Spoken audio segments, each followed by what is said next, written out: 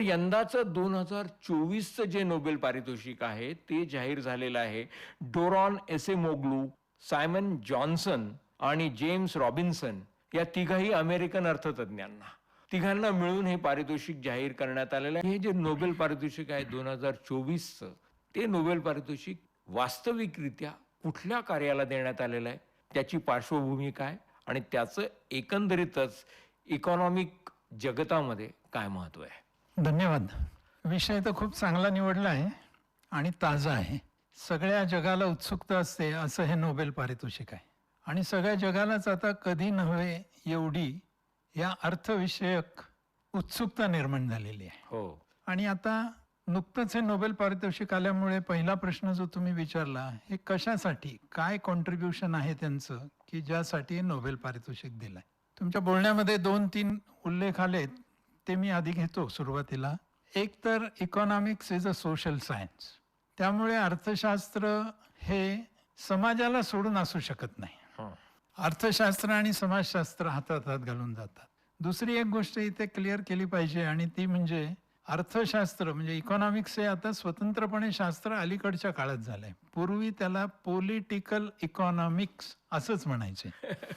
आणि आपल्या पुण्यातली जरी संस्था आपण बघितली, मोठी संस्था, the Gokhale Institute of Politics and Economics असं तिचं नाव आहे. थोडक्यात काय तर ह्या 3 गोष्टी बरोबरच जाणाऱ्या आहेत: समाजशास्त्र, राज्यशास्त्र आणि अर्थशास्त्र. त्यामुळे ह्यांचा एकमेकांवर परिणाम हा होतच राहतो आणि होतच राहणार आहे. तिन्हीपैकी कुठलीही गोष्ट, समाजशास्त्र हे अर्थशास्त्राशिवाय होणार नाही, तसंच राज्यशास्त्राशिवाय होणार नाही. हे जेवढं खरं आहे तेवढंच अर्थशास्त्र हे राज्यशास्त्र आणि समाजशास्त्राशिवाय होऊ शकणार नाही. त्यामुळे यांचा एकमेकांवर परिणाम होतो. स्वाभाविकपणे आत्ता जे अर्थतज्ञ 3 तुम्ही सांगितले त्यांना नोबेल पारितोषिक जे मिळालंय ते कॉन्ट्रीब्युशन सुद्धा समाजावर परिणाम करणारं आणि राज्यशास्त्रावर परिणाम करणारं म्हणजे पॉलिटिक्सवर परिणाम करणारच आहे. काय आहे त्यांचं कॉन्ट्रीब्युशन?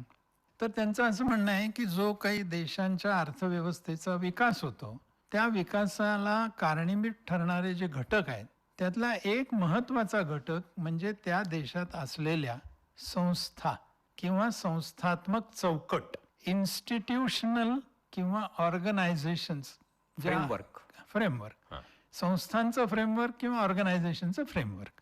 आता या सामाजिक संस्था, हे जे 3 अर्थशास्त्रज्ञ आहेत त्याच्यापैकी दोघांनी एक पुस्तक पण लिहिलंय, ज्या पुस्तकाचं नाव आहे व्हाय नेशन्स फेल. राज्यांचा विकास का होत नाही. आता ते फेल म्हणजे नापास होतात असं नाही म्हणायचंय. तर त्याला त्यांनी कारण जे दिलंय ते असं आहे की तिथे संस्थात्मक विकास कसा आहे, संस्थात्मक चौकट कशी आहे. आता ह्या संस्थांचा त्यांनी 2 प्रकारे वर्गीकरण केलंय. काही संस्थांना ते इन्क्लुझिव्ह संस्था असं म्हणतात. मराठीत सांगायचं तर त्या समावेशक संस्था आहेत. म्हणजे ह्या संस्थांच्या कामाने होतं काय तर जनतेच्या किंवा लोकांच्या मालमत्तांच्या अधिकारांची अंमलबजावणी करणाऱ्या संस्था आहेत. अशा काही संस्था आहेत. म्हणजे व्यक्ती असतील त्यांची मालमत्ता, संस्था असतील जशा काही कंपन्या आहेत वगैरे, तर त्यांचे अधिकार त्यांच्याकडे राहतील याची अंमलबजावणी करणे. दुसऱ्या प्रकारच्या समावेशक संस्था म्हणजे लोकशाहीचे संरक्षण करणाऱ्या संस्था. आणि आजकाल आपल्याला माहिती आहे अलीकडच्या काळामध्ये हुकुमशाही जाऊन लोकशाहीचा प्रसार मोठ्या प्रमाणावर व्हावा अशी जगात एक मानसिकता निर्माण झालेली आहे आणि ती चांगली राज्यव्यवस्था असं मानलं जातं. तर ह्या लोकशाहीचं संरक्षण होईल अशा काम करणाऱ्या ज्या संस्था आहेत त्या इन्क्लुझिव्ह आहेत. आणि तिसऱ्या ज्या संस्था आहेत ज्या इन्क्लुझिव्ह मध्ये मोडतात त्याला ते म्हणतात भ्रष्टाचाराला मर्यादा घालणाऱ्या संस्था. भ्रष्टाचार होऊ नये ही सगळ्यांचीच अपेक्षा आहे. त्यामुळे अशा ज्या संस्था आहेत ज्यांच्यामुळे भ्रष्टाचाराला आळा घातला जाईल, ह्या 3 प्रकारच्या संस्था इन्क्लुझिव्ह संस्था आहेत. अच्छा. आणि ह्या इन्क्लुझिव्ह संस्था त्या देशाच्या आर्थिक विकासाला चालना देणाऱ्या संस्था आहेत. म्हणून ह्या संस्थांचा विकास जर झाला, अशा संस्था जर चांगल्या राहिल्या तर त्या देशांचा विकास होतो. आणि ह्याच्या उलट दुसऱ्या प्रकारच्या संस्था आहेत ज्याला ते एक्स्ट्रॅक्टिव्ह असा इंग्रजी शब्द वापरतात, त्याला चपखल मराठी शब्द मला सापडला नाही, पण असं म्हणू शकतो की ओढणाऱ्या किंवा शोषण करणाऱ्या म्हणून अशा संस्था आहेत. त्याच्यात कोण येतात तर त्याच्यात 2 प्रकारच्या संस्था त्यांनी मांडल्या आहेत.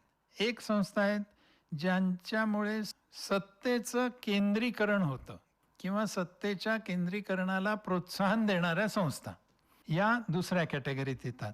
आणि दुसरी त्याच्यामध्ये मोडणारी प्रकारच्या संस्था म्हणजे राजकीय असं मर्यादित स्वातंत्र्य देणाऱ्या संस्था या त्या एक्स्ट्रॅक्टिव्ह इन्स्टिट्यूशन्समध्ये त्यांनी केल्या आहेत.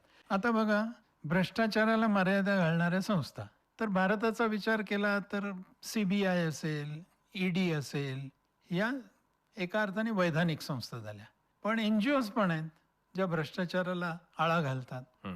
अशा प्रकारच्या संस्था म्हणजे ज्या एका अर्थाने संविधानाप्रमाणे स्थापित झालेल्या असोत किंवा समाजाने NGO म्हणून, नॉन गव्हर्नमेंट ऑर्गनायझेशन म्हणून, म्हणजे चॅरिटेबल संस्था असतील, Section 8 कंपनीज असतील, अशा तयार केलेल्या संस्था असतो. कारण अशा संस्था आपल्याकडे खूप ऍक्टिव्ह आहेत. भारतात तर खूपच ऍक्टिव्ह आहेत. फ्री एंटरप्राइजेस खूप आहेत ऍक्टिव्ह. किंवा आता सरकारी स्तरावर जे काही फ्रीबीज दिल्या जातात त्यालाही विरोध करणाऱ्या संस्था आहेत. त्यांनी सुप्रीम कोर्टात दावा पण दाखल केलेला आपण बघतो. तर अशा प्रकारे काम करणाऱ्या संस्था या पोषक आहेत विकासासाठी. आणि ज्या एक्स्ट्रॅक्टिव्ह संस्था आहेत त्या विकासाला पोषक नाही आहेत. कारण त्याच्याने होतं काय, तर थोड्या उच्चभ्रू समाजाच्या हातामध्ये ही सगळी संसाधनं कॉन्सन्ट्रेट होत असतात आणि म्हणून समाजाचा विकास होत नाही, आर्थिक विकास खुंटतो. म्हणून त्यांनी संशोधन काय केलंय की पहिल्या प्रकारच्या संस्था, इन्क्लुझिव्ह प्रकारच्या संस्था जिथे अधिक आहेत त्या देशांचा विकास चांगला होतो. नुसत्याच संख्येने अधिक नाहीत तर त्या इफेक्टिव्ह पण आहेत, चांगल्या पद्धतीने काम करणारे आहेत, प्रभावी आहेत, तर तिथे विकास होतो, असा त्यांनी निष्कर्ष काढलेला आहे. आता याचा जर तुम्ही म्हटलं छाननी करायला पाहिजे आणि थोडं भारत चीनच्या संदर्भात पण त्याचा विचार. आता पहिली गोष्ट आपण अशी समजून घेऊया की हा जो काही अभ्यास आहे त्यांचा, हा केव्हा झालेला आहे. तर हा झालेला आहे ज्या वेळेला आपण म्हणतो कॉलनीज होत्या, म्हणजे साम्राज्यवाद, वसाहतवाद होता, त्यावेळेच्या अभ्यासावर आधारित हे निष्कर्ष आहेत. ज्या वेळेला युरोपियन, विशेषतः इंग्लंड, हे लोक वेगवेगळ्या देशांवर कब्जा करून आपलं साम्राज्य तिथे स्थापित करत होते, त्यावेळेला अशा जर संस्था झाल्या तर तिथे विकास होतो वगैरे वगैरे, असं त्यांच्या याच्यामध्ये आलेलं आहे. आता आत्ताची परिस्थिती एकदम पूर्णतः बदलली आहे. वसाहतवाद जवळपास संपला आहे. एका राष्ट्राने दुसरं राष्ट्र ताब्यात घेणं हा विषय तर संपलाच आहे. फक्त इकॉनॉमिक डॉमिनन्स असतो, मिलिटरी डॉमिनन्स नसतो. किंवा ज्याला आपण राज्य पद्धती म्हणतो, तर स्थानिकच लोक राज्य करत असतात, पण ते त्यांच्याकडनं करवून घेणारे दुसरे असतात. हा एक पहिला लिमिटेशनचा भाग आहे. दुसरा लिमिटेशनचा भाग असा आहे याच्यामध्ये, जो आपण आता म्हटला की केवळ या संस्था असल्या म्हणजे चांगला विकास होतो असं नाही आहे. त्या मदत करणाऱ्या असतात, एवढ्यापुरताच त्याचा आपण संदर्भ घेतला पाहिजे. त्यामुळे भारतात अशा संस्था खूप आहेत, पण केवळ त्या संस्थांमुळे विकास होईल असं नाही आहे. आणि चीनमध्ये त्या अजिबातच नाही आहेत म्हणून त्यांचा विकास खुंटलाय असं नाही आहे. तर त्या मदत करतात किंवा त्या सहाय्यभूत होतात विकासाला, असं आपण त्यातनं अर्थ घेणं हे मला वाटतं जास्ती संयुक्तिक होईल. आता काही बाबतीत आपल्या हे लक्षात येईल की राजकीय दृष्टीने इच्छाशक्ती असल्याशिवाय, एक इच्छाशक्ती असली पाहिजे आणि दुसरं अंमलबजावणीची क्षमता असली पाहिजे, आणि तिसरी जी महत्वाची गोष्ट आहे की ज्याची अंमलबजावणी करायची आहे त्याचं नीट नियोजन असलं पाहिजे. या 3 गोष्टी असल्याशिवाय विकास होऊच शकत नाही. बरोबर. त्यामुळे उत्तम प्रकारचं विकासाची दृष्टी. आता काय होतंय, विकास म्हटलं की आजच्या जमान्यामध्ये फक्त आर्थिक विकास एवढाच विचार होतोय. याला मला वाटतं विकासाला 3 इंडिकेटर्स आपण लक्षात घेतले पाहिजेत. पहिला इंडिकेटर आहे इकॉनॉमिक, म्हणजे GDP वाढला का, पर कॅपिटा इन्कम वाढलं का, इन्फ्लेशन मर्यादित राहिलं का, किंवा ह्या सगळ्याचा अनएम्प्लॉयमेंट जाण्यात उपयोग झाला का, हा पहिला भाग आहे, तो महत्वाचा आहेच आहे. पण केवळ हे झालं म्हणजे विकास झाला का, तर निश्चितच उत्तर नाही आहे. दुसरं काय आहे, तर त्याला काही सोशल इंडिकेटर्स आहेत. जसे इकॉनॉमिक इंडिकेटर्स आहेत तसे सोशल इंडिकेटर्स आहेत. या सोशल इंडिकेटर्समध्ये पहिल्यांदा काय आलं पाहिजे, तर पहिल्यांदा आलं पाहिजे ते म्हणजे हा जो विकास होतोय त्याची फळं ही सगळ्या समाजाला मिळत आहेत का, म्हणजेच देशातली अर्थव्यवस्थेतली इनइक्वालिटी कमी होते का, किमान पक्षी वाढत नाहीये. आणि हे इंडिकेटर काय असलं पाहिजे, तर हे बघा, कुठेही विषमता राहणारच आहे. जगात कुठेही सगळ्यांचं उत्पन्न एक लेवलवर येऊच शकत नाहीये, कारण प्रत्येकाची क्षमता भिन्न आहे. त्या क्षमतेनुसार त्याची अर्निंग कपॅसिटी भिन्न राहणार आहे. त्यामुळे विषमता राहणार आहे. क्षमता आहेच. त्यामुळे समाजाने काय ठरवलं पाहिजे, की काय लेव्हलपर्यंत, काय स्तरापर्यंत विषमता मान्य आहे. त्याच्या पुढे विषमता वाढायला लागली, की ते it's an indicator of danger. तेव्हा सामाजिक इंडिकेटरमध्ये हा पहिला भाग येईल, की विषमता. दुसरा इंडिकेटरचा भाग काय येईल, जे डिसेबल्ड आहेत त्या डिसेबल्डना संधी मिळते का? संधी कशासाठी? अर्निंगसाठी पण, शिक्षणासाठी पण, मेडिसिनसाठी. त्यांना हे आहे का? ही असेल तर देश तुमचा विकसित होतोय. ही नसेल तर देश किती आर्थिकदृष्ट्या विकसित होऊ द्या, तर विकास झाला असं म्हणता येणार नाही. तिसरी एक गोष्ट सगळ्यात महत्वाची आहे आणि ती म्हणजे गुन्हेगारीचं प्रमाण. हे कदाचित विषमता असल्यामुळे होऊ शकते गुन्हेगारी, पण केवळ तेवढं एकच कारण नाही ना. त्यामुळे हाही एक इंडिकेटर, सोशल इंडिकेटर आहे. आणि याशिवाय जो तिसरा इंडिकेटर येतो तो ह्या आत्ताच्या संशोधनात आहे, तो म्हणजे इन्स्टिट्यूशनल इंडिकेटर. तुमचा देश विकसित होतोय, मग चांगल्या संस्था विकसित होत आहेत का? किंवा विकासामध्ये ह्या संस्थांचं काही योगदान राहिले का? हे परस्परावलंबी आहे. विकास होतोय म्हणून चांगल्या संस्था आहेत आणि चांगल्या संस्था आहेत म्हणून विकास आहे.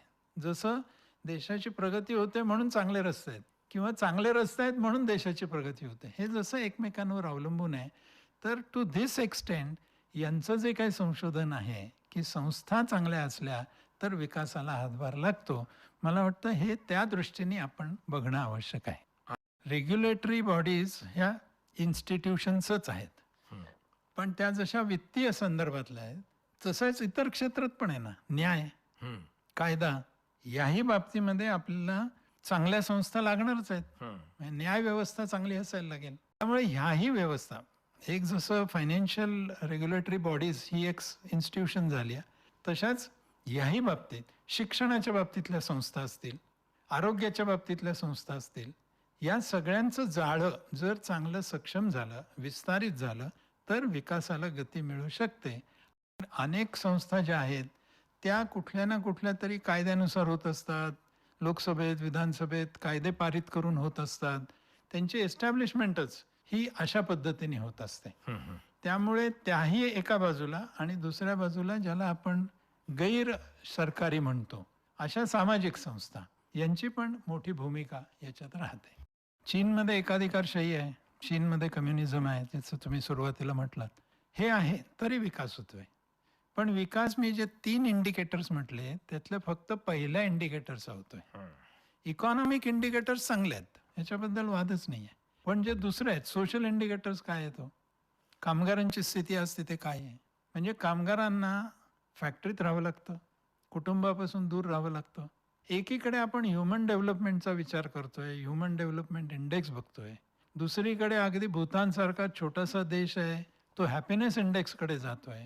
मग हे महत्वाचं आहे की फक्त इकॉनॉमिक डेव्हलपमेंट महत्वाची आहे. शेवटी विकास याचीच संकल्पना थोडीशी नीट जर तपासली तर मग आपल्याला चीनच्या विकासातला फोलपणा हा लक्षात यायला लागेल. तुम्ही सगळं एक्सपोर्टवर आधारित अर्थव्यवस्था करायला लागलात तर तुमच्या स्थानिक कन्झम्पशनचं काय आहे, ह्युमन डेव्हलपमेंटचं काय आहे. तिथे सारखी मशीन सारखी माणसं काम करणार, मग त्यांना स्वतःच्या भावभावना, शारीरिक मर्यादा, कौटुंबिक गरजा हे सगळं जर बाजूला ठेवून देणार असला तर ह्युमन डेव्हलपमेंट आणि हॅपीनेस या दोन्ही गोष्टीवर प्रश्नचिन्ह निर्माण होणार आहे. तर ह्याला विकास काय म्हणणार आपण, आणि हाच विकास अपेक्षित ठेवायचा आहे का, हाही एक भाग राहणार. शेवटी एक गोष्ट आपण लक्षात ठेवली पाहिजे की विकास साधायचा असेल तर सगळ्यांचं योगदान महत्वाचं आहे. याच्यात प्रमुख भूमिका शासनाची असते, हेही नाकारून चालणार नाही. आणि त्याला जोड देण्यासाठी निश्चितच समाजाने पूरक भूमिका बजावली पाहिजे. आणि मग समाज म्हणजे कोण, तर समाज इज रिप्रेझेंटेड बाय इन्स्टिट्यूशन्स. आता ज्या वेळेला अशा इन्स्टिट्यूशन सक्षम उभ्या राहतात, मग भारतामध्ये जर आपण बघितलं तर इतकी वर्ष सगळं शिक्षण हे बघितलं तर आपण हेल्थ केअर, कोणालाही सामाजिक काम करायचं म्हटलं तर त्यांना ही 2 क्षेत्रच येतात ना समोर. पाणी येतं, पर्यावरण येतं. म्हणजे विकासाला हे सगळे घटक कारणीभूत आहेत आणि या घटकामध्ये शासनाच्या जोडीने आपण काम केलं पाहिजे, ही समाजाची मानसिकता आहे. म्हणूनच एवढ्या संस्था उभ्या राहतात ना, नाही तर कशा उभ्या राहतील. त्यामुळे यांची भूमिका आहेच आहे. ते जितक्या सक्षम होतील, विस्तारत जातील, तितकं विकासाला गती मिळणार आहे. आता मला सांगा, CSR आपल्या देशात आणलं. का आणलं CSR?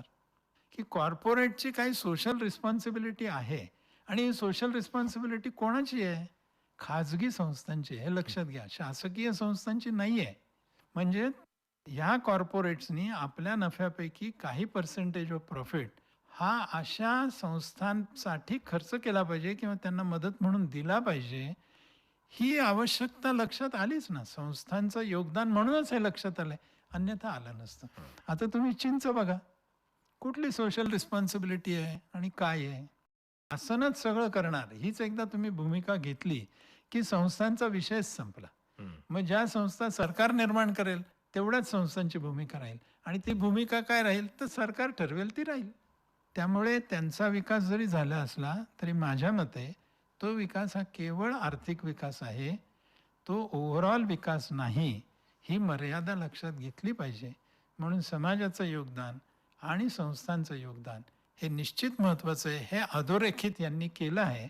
फक्त त्यांचा अभ्यास हा फार कॉलनी ज्या वेळेला होत्या जगामध्ये त्यावेळच्या काळाचा हा अभ्यास आहे. एवढं आपण डोळ्यासमोर ठेवलं की त्याची मर्यादा स्पष्ट होते. पण त्याचं महत्त्व मात्र निश्चितपणे आहे.